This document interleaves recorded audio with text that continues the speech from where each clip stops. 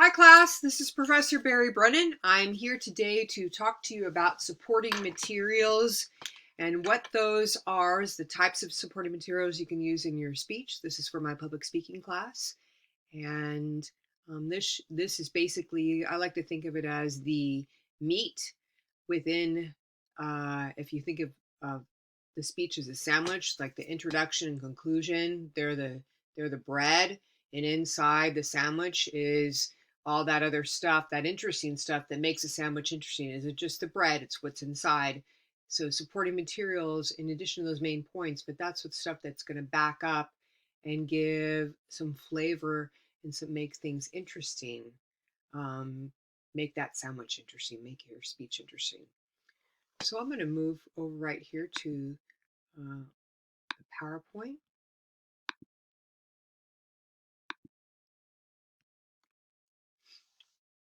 Here we are, the meat of your speech.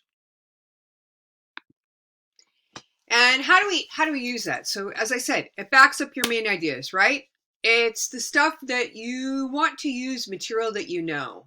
You don't always have to go. In fact, that first speech I had you do is using all the material, using your information, the stuff about you. And oftentimes when you do the brainstorming for your speech, you figure out all these things that maybe you didn't even know yet, but that you now know and now can pull and add into your speech. So you want to think about what do you already know? What's your experience? What's your knowledge base? What do you have to add to add to the body of your speech? And one thing you want to avoid always in any speech is you want to avoid using as much jargon or technical language as possible. What that means is if you have to use jargon, some particular, like you've already learned in this discipline of communication, in fact, all disciplines have particular words associated with that discipline.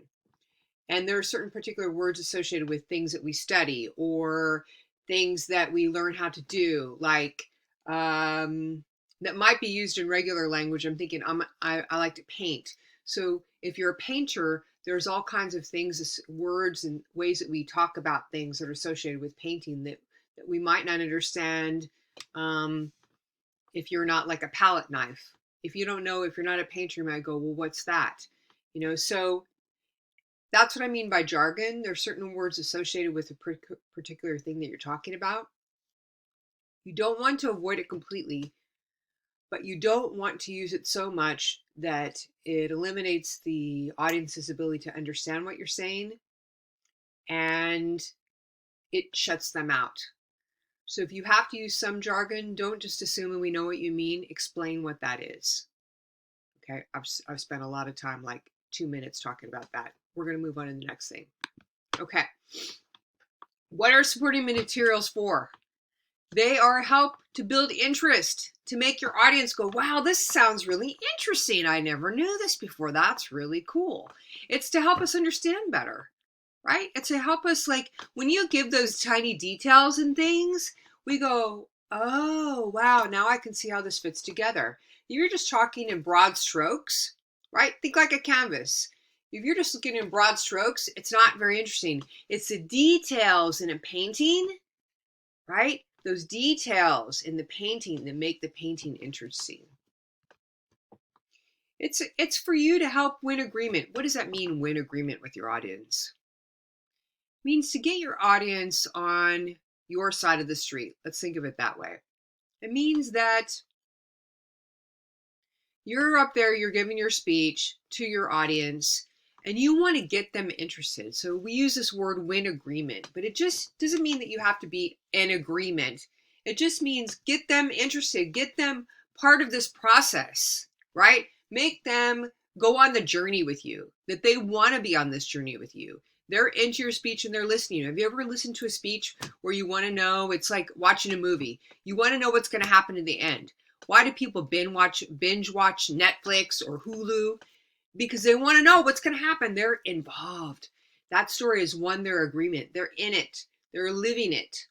So that's what you want to do. And right there, you want to evoke emotion. I've given you all kinds of emotions to evoke by all of my enthusiasm about this, but you do want to make us feel something.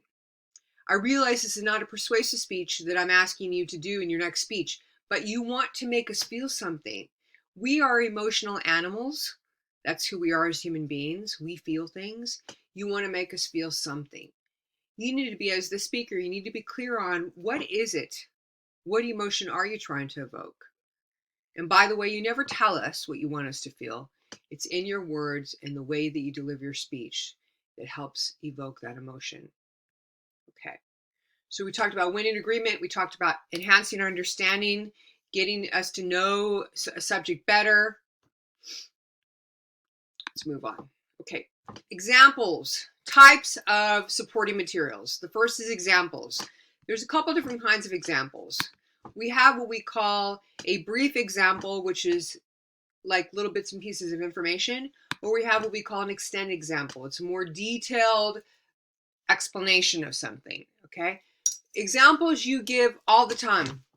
You're always giving an example. You give examples to help people understand something. So if you say something, you go, for example, right? We do it all the time. What I don't have in here is hypothetical example. So a hypothetical example, right? What does hypothetical mean?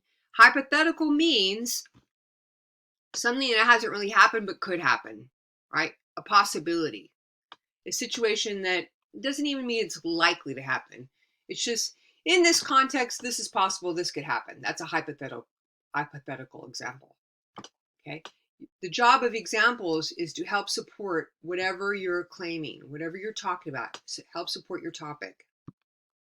Definitions. Definitions are helpful. You don't have to have definitions, things defined in your speech if you're talking about something that all of us really know about, but oftentimes it requires us to define it.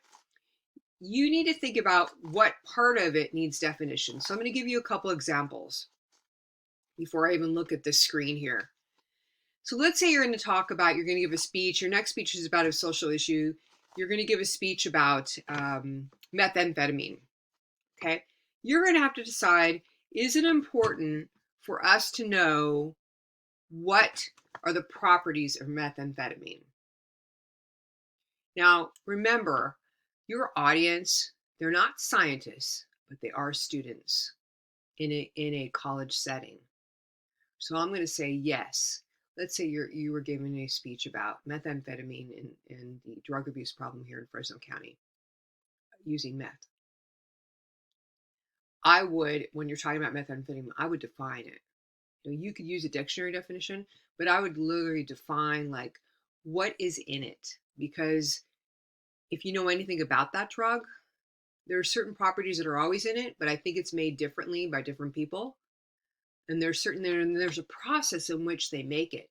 That's also another interesting thing.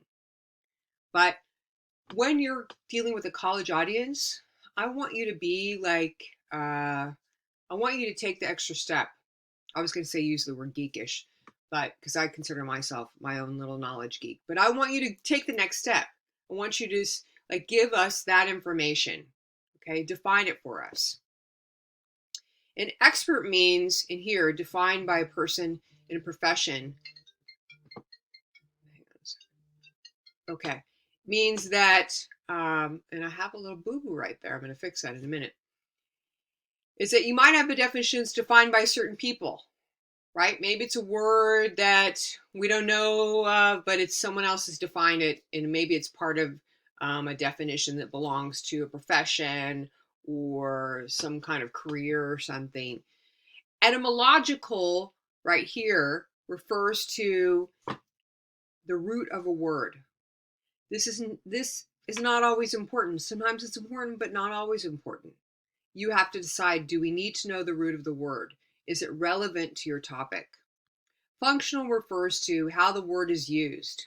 So how is the word used in general understanding of that word? Could be different than, let's think of like, now that drugs are in my head, let's think of the word snow, right? That was one of the words that they used when they used to use, I don't know if they use it now anymore, but they used to refer to cocaine as snow. Okay, that's an example of functional definition, right? Of how the word is used. It's a word used to describe cocaine, but it's not really snow, obviously.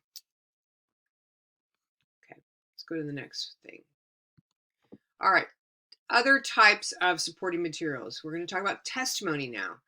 So testimony, two different kinds of testimony. Oh, I see another boo-boo right there. I'll have to fix that. I started that. Should be testimony.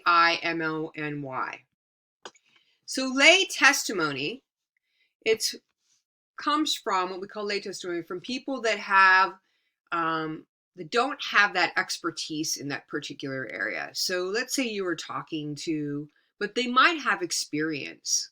Okay, let's say your speech is on methamphetamine, and you talk to people who were either currently addicted to methamphetamine, that's testimony, or maybe you talk to someone that had a problem with methamphetamine in the past.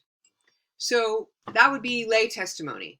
An expert, who's someone who's a professional in that subject and has in-depth knowledge, someone that would be credentialed, is maybe a doctor, right, that works in drug and alcohol addiction. It could be a psychologist. That's what we consider an expert, maybe an expert that's in that knows about addiction and families, right? An expert could be a doctor. It could be an expert could be someone who runs a drug rehab center. Okay, so that's the difference between lay. So lay, they might have experience, but they're not technically a person, an expert on the topic, but they might have experience, because why are you going to get testimony from someone who doesn't have any relationship with that? If your topic is methamphetamine, you're going to pick someone that has some kind of interest or connection to that to your topic, right? So that could be lay testimony. That is considered a supporting material. Expert is different kind of testimony. Another type of supporting material comes from a professional. Okay, we're going to pause here. I'm going to come back and finish this lecture, but this is part 1, supporting materials. Thank you. I'll see you soon.